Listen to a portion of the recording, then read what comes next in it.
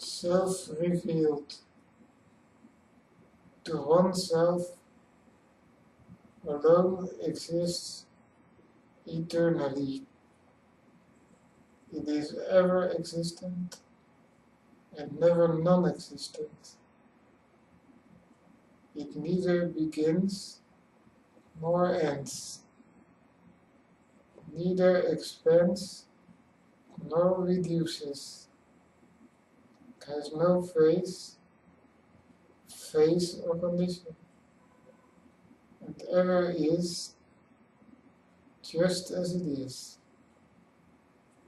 It alone is present always.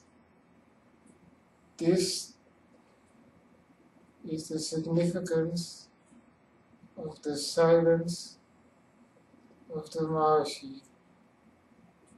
This is the silence of absolute reality.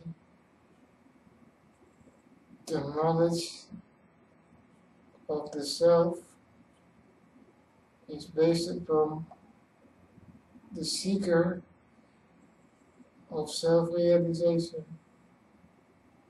having a firm conviction in the identity or non-duality of that and Tao,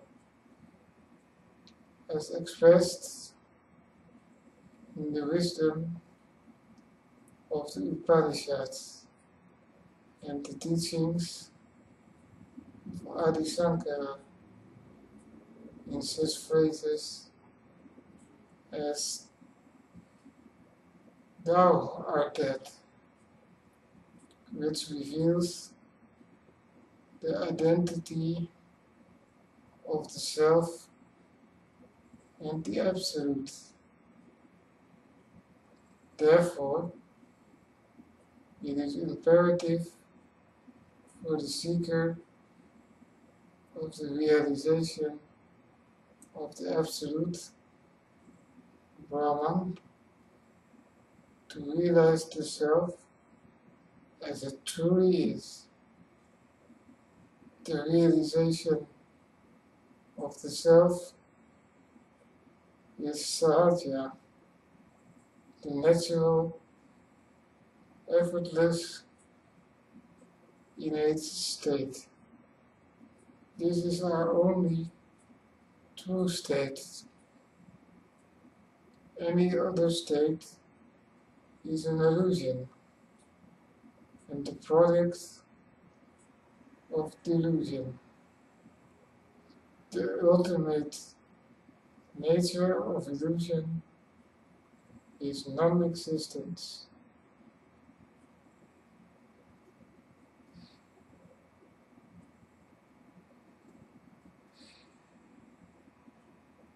There is a teaching which, when received, meditated upon,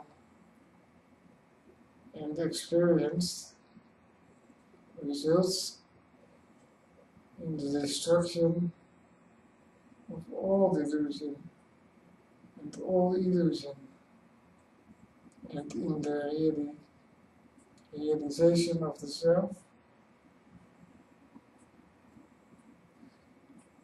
It is what unfailingly puts to an end all the imagined bondage. It is intended for those who know the value of detachment and the importance of self-realization, and who are endowed with an inward-turned mind. It is the quintessence of Advaita Vedanta.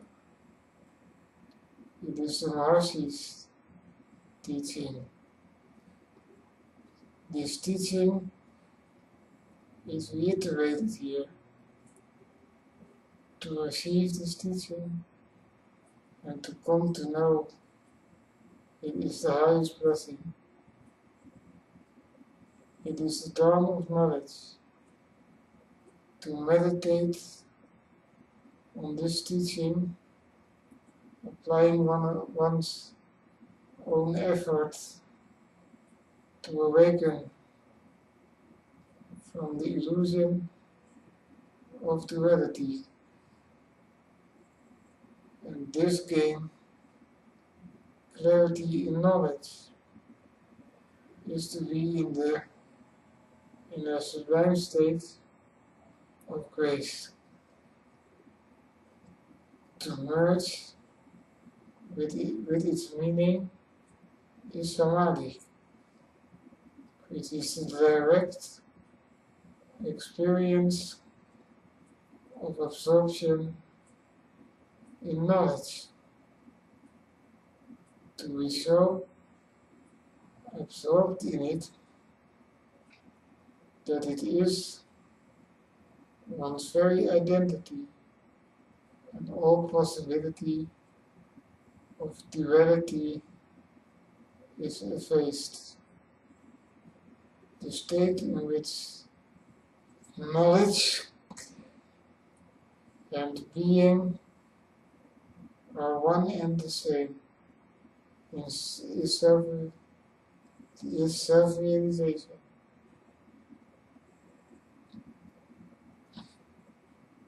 In truth, reality is comprehended by reality itself.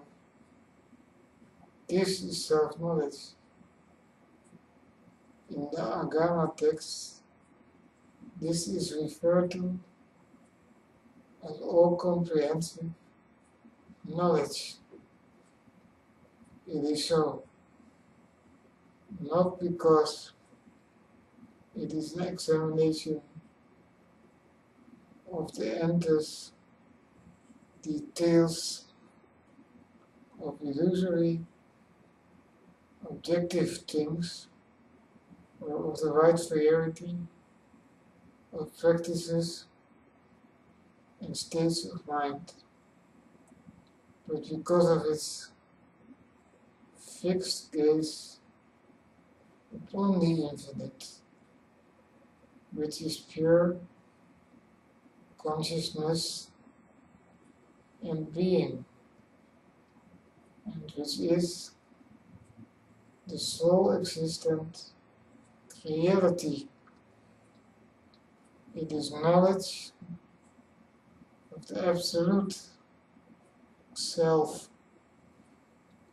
which is reality, one without a second, and apart from which there is nothing else.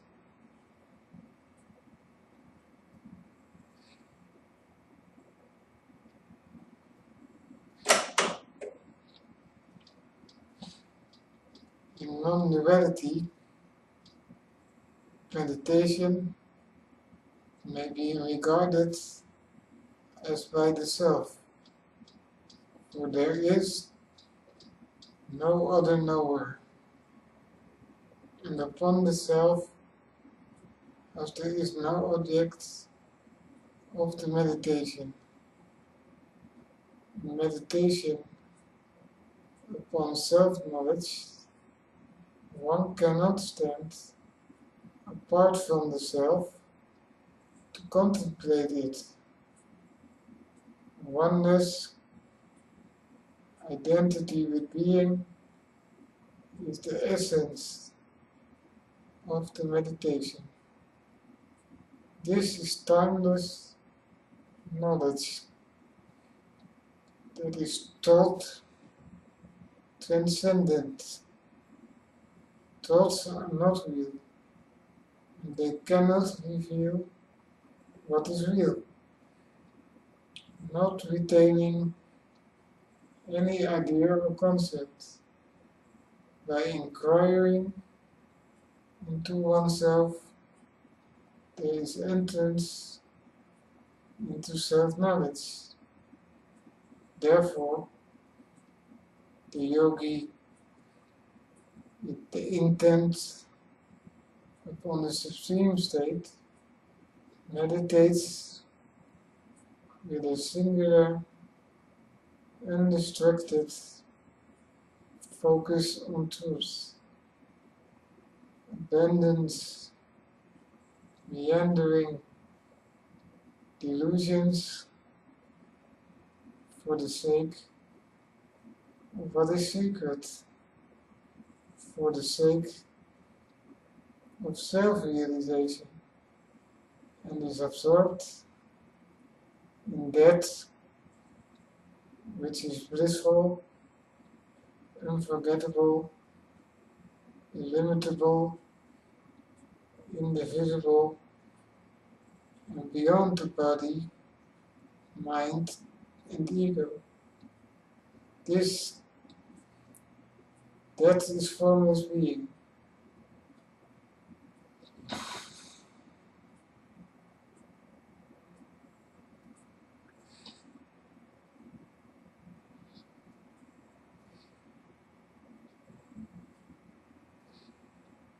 Knowledge and discrimination.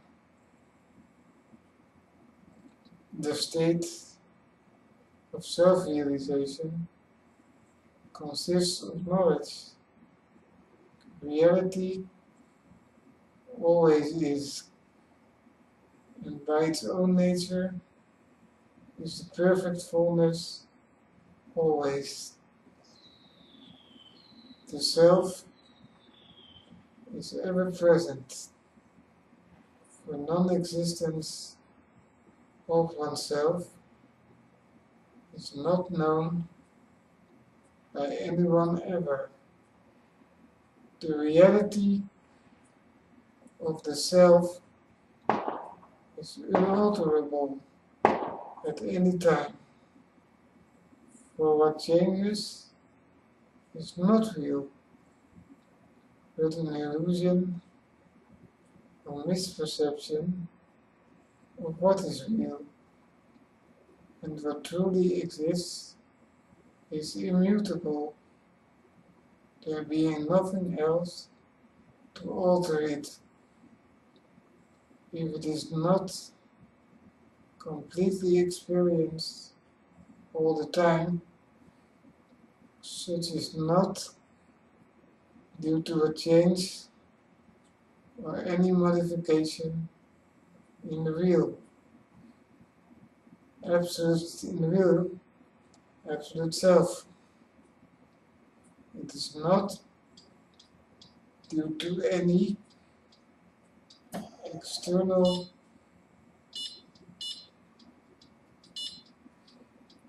factors,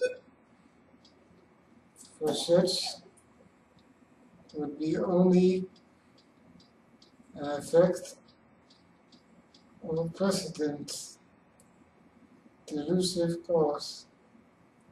It is due only to ignorance, which actually has no existence of its own, and which does not actually belong to the immutable, ever-luminous self, nor can it belong to another, for the conception of another is a product of ignorance. The notion of an I being the very epitome of ignorance. Though unreal, it seems to reveal the truth. This unreal cause yielding an unreal effect of bondage.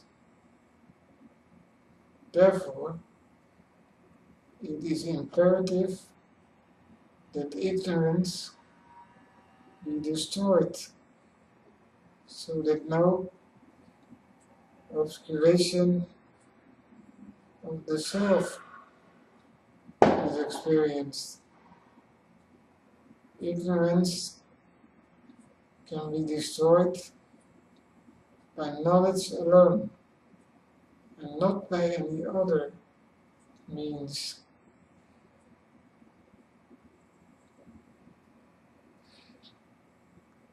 Ignorance is the lack of discernment regarding what is real and not. What is the self and not.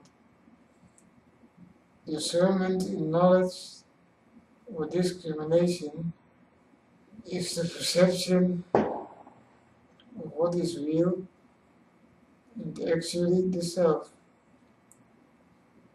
Discrimination is essential for the destruction of ignorance and the inner revelation of knowledge.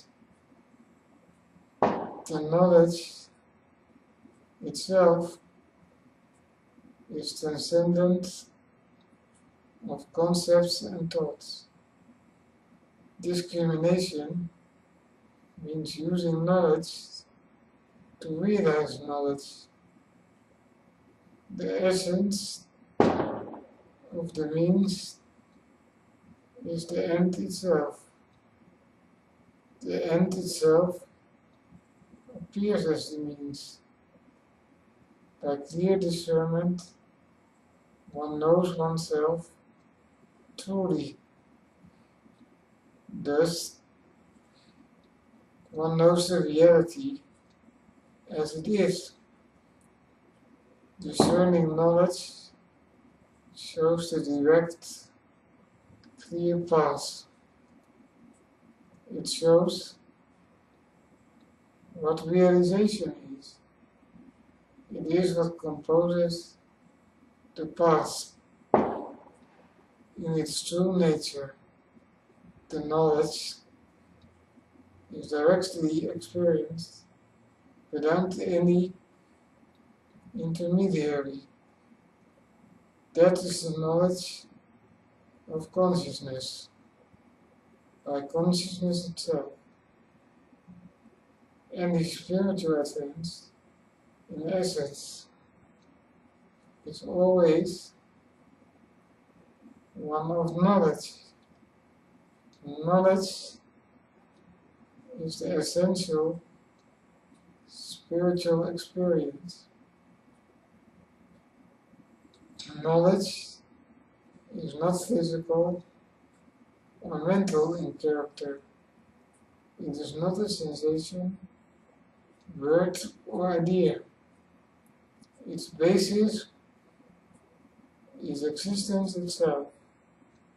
Its attainment endures as existence endures, for it is not dependent upon anything of a transitory nature. This is the formless path to the formless.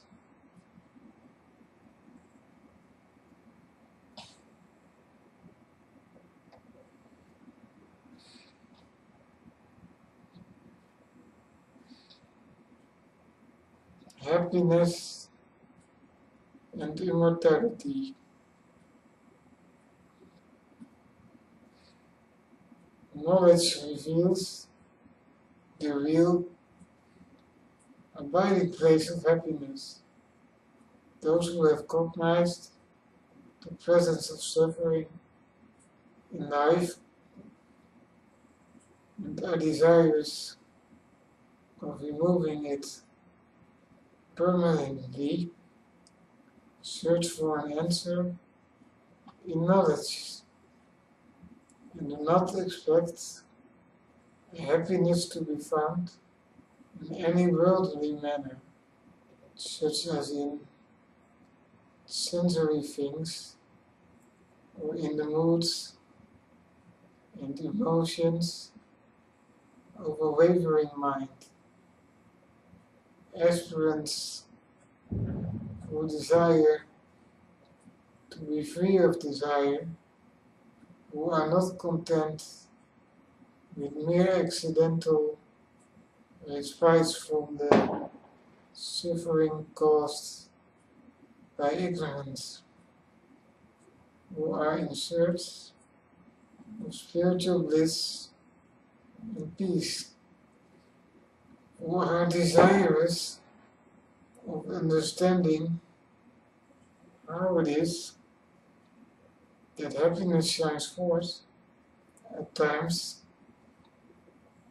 and yearn to have it abide knowingly and permanently, and who understand that the way to accomplish this permanent abidance in happiness is by knowledge and not by any other means, should determine with certainty the source of happiness.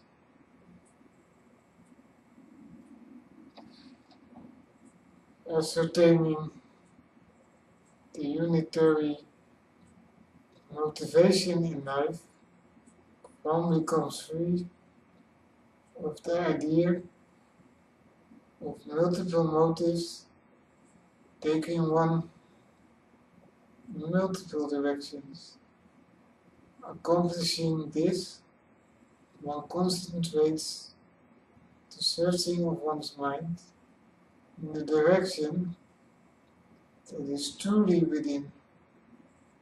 This prompts a yearning for self-knowledge and provides the motivation for the inquiry into the self. The determination about happiness is an inquiry into the bliss that leads one into an inquiry into being consciousness, because being consciousness, bliss is the nature of the one reality, the one self.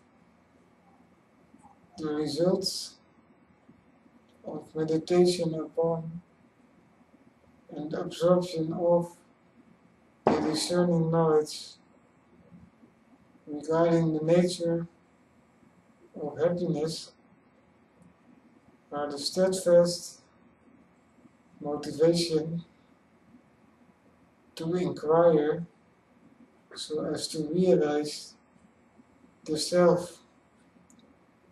Perception of the one motivation behind all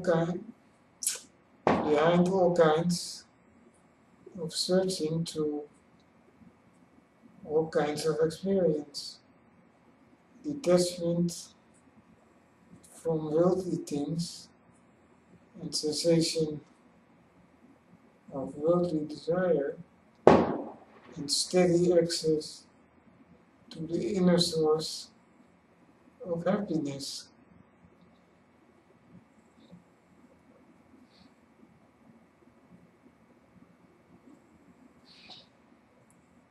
The self is, in truth, perfectly full of bliss, the imperturbable peace, the ineffable and complete happiness, quite beyond any sensation or mode of mind, pervaded by a silent knowledge of eternal, uncreated perfection, is known as bliss, Ananda.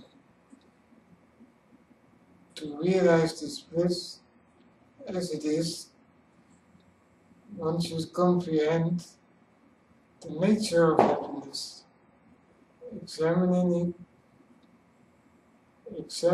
it in three ways: desire, experience, and the source. By knowledge of desire, one attains recognition of the basic current underlying all desires, all hopes, and all seeking in all kinds of experience, research, physical, subtle, or mental. With this recognition, one uses and powerful current in an indiffused manner to abide as the self. This recognition causes one to become one-pointed in the quest of the self. By knowledge of experience, one attains liberation of the experience of happiness from the delusion of limitation of it by form and the ability to experience bliss directly without delay. One must merge with that which is bliss itself, free of duality. For if the experience of happiness is to be felt, it must endure, and if it is to endure, one must become one with it. By knowledge of the source of happiness, one becomes and remains completely detached. Detachment is itself freedom and blissful. By such knowledge, one is liberated from the external, the inconsequential, and the unreal, and one comprehends to reason, to inquire, to know the self.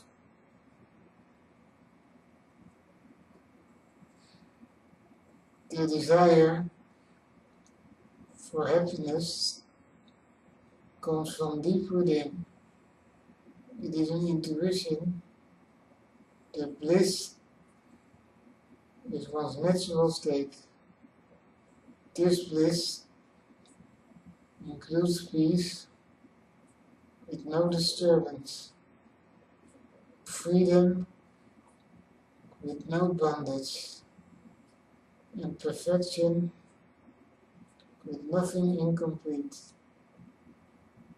The source of the desire is not from external phenomena of any kind. It is not from objects, circumstances, other beings. In such, there is, therefore, nothing alluring. The desire itself is not a bodily sensation. It is not particular thoughts, though particular thoughts constituting images in the mind may appear by which the desire manifests.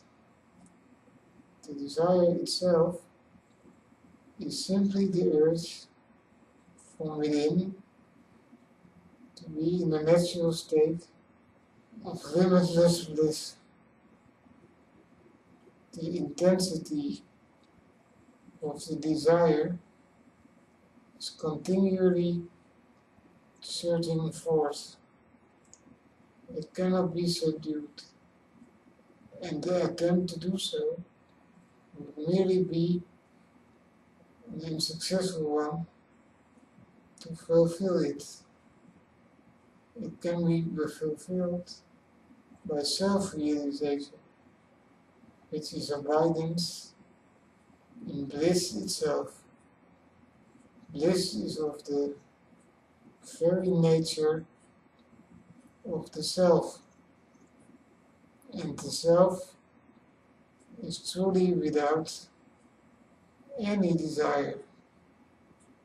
When the self is not known, and by delusion, the first suffering becomes possible, and when, with the appearance of an I, the natural state seems lost. That very bliss of the self manifests as the intuition of one's natural true state, and disappears as a desire for happiness. The experience of happiness should be comprehended in wisdom, so that one does not superimpose what is not actually the experience of happiness upon it. The joy felt anywhere, ever, is the shining of the self. Yet, in ignorance, such is accompanied by superimposition of inert, unreal forms upon the experience. When the experience is accompanied by the delusion of superimposition of forms, it appears as if momentary, limited, independent. When the experience is without such delusion, the self itself shines as vast, unlimited bliss, which is self-existent. Happiness is always a subjective experience in which the ego diminishes along with its attendant notions. This, because it destroys the ego and those notions by the revelation of their unreality, leaving the ultimate subject unconcealed. Inquiry to know the self yields the most profound happiness. To set the experience of happiness free of limitation, the experiencer must be free of limitation, that is, free of misidentification with form. Then one abides in the infinite, unending, intense bliss, which is so intense that even the memory of suffering and sorrow is erased. All the superimposed forms are of a sensory or mental character. The experience of happiness is not a sensation, such as seeing, hearing, etc. It is not a thought or a collection of thoughts. It is of a formless nature, shining at the same depth from which the desire springs, at the very source of happiness itself.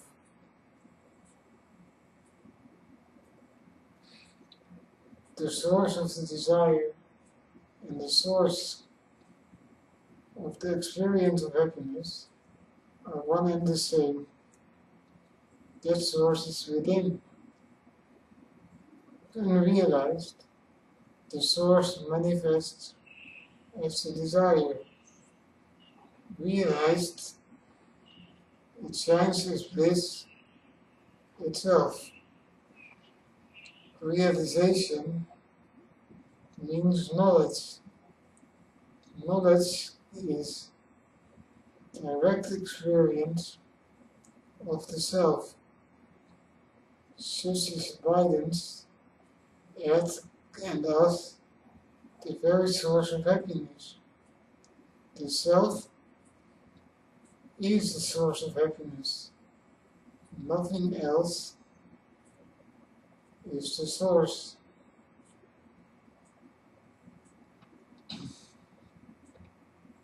The self is bliss. The experience of it is determined by knowledge. No other factors are involved. Seeing this is the dawn of knowledge. To conceive otherwise is delusion. Objects, circumstances, and events, sensations, and time are not factors determining the desire, the source, and the experience of happiness.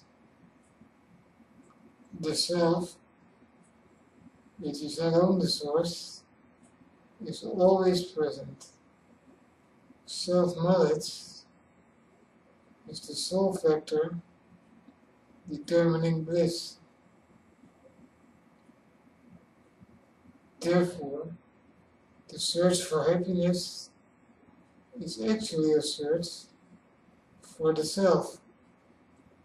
The self is the source of happiness, the place in which happiness occurs, and the nature of the experience of happiness. The self is always present. Self-knowledge is its revelation and not its creation. The knowledge of the self is the blissful knowledge of reality. Bliss is being, which is ever existent, as existence itself can never cease to exist. Bliss is, therefore, always present, and all that is required is to know its existence within oneself. All that is required for permanent, profound happiness is to know the nature of being.